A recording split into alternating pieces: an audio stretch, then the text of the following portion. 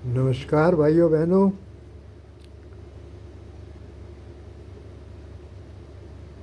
मन में मौजूद मैल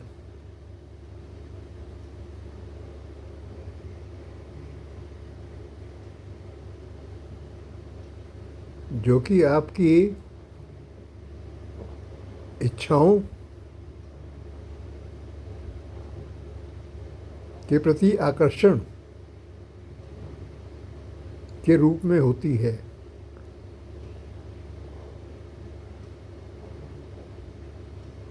अगर ये पीड़ा पहुंचाना शुरू कर दे तो दो ही मार्ग हैं विकल्प, उपलब्ध विकल्प ईश्वरीय व्यवस्था में।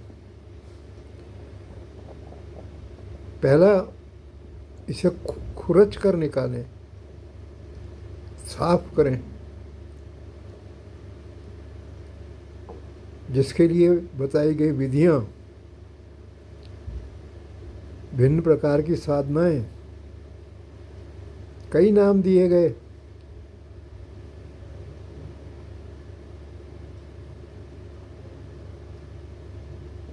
लेकिन ये मार्ग बहुत लंबा है।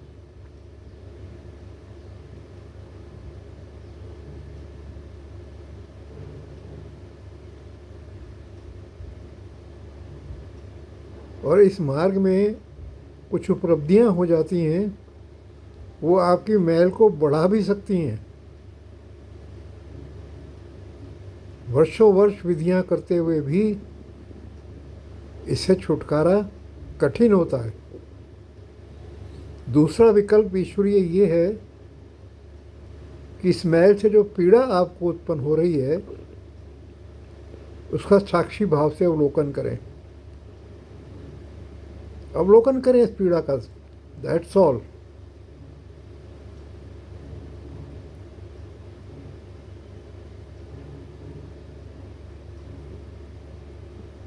और पीड़ा मुक्त हो जाए। ये मार्ग थोड़ा छोटा है, जल्दी हो जाएगा,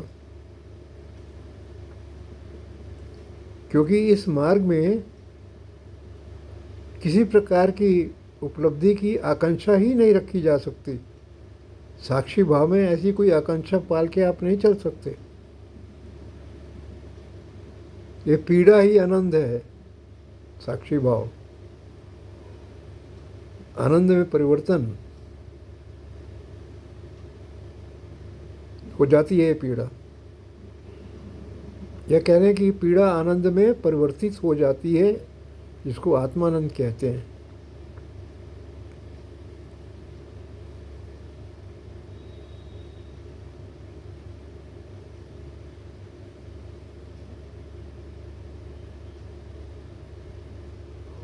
पहला वाला मार्ग जो साधना विपासना तरह तरह के नामों से प्रचलित,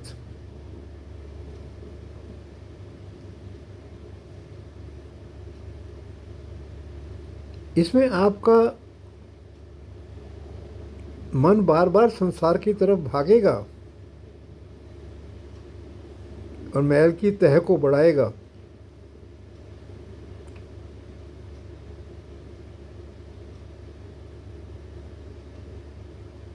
हाँ, यदि यहाँ पे निष्काम प्रेम का उदय हो गया साधना के मार्ग में, तो आपकी यात्रा बहुत सरल हो जाएगी।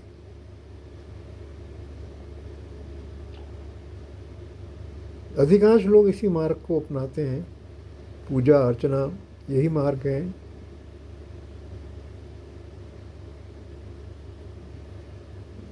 मंदिरों में जाना, तीर्थों में जाना, इसी मार्ग का एक पार्ट है ये।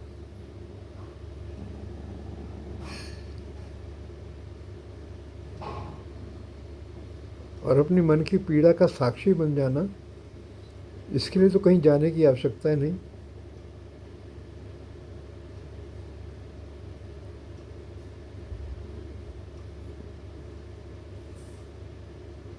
एक बार दृढ़ निश्चय कर लीजिए कि संसार रहे या छूट जाए, उसकी चिंता समाप्त हो जाए,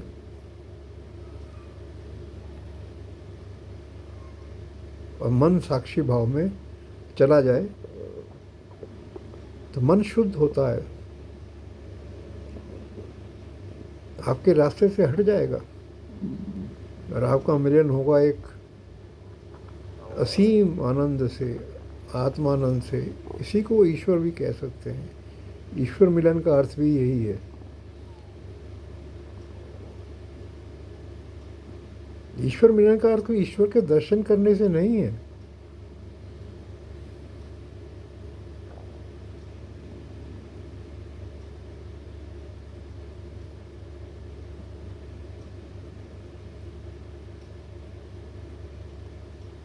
मन का शुद्ध हो जाना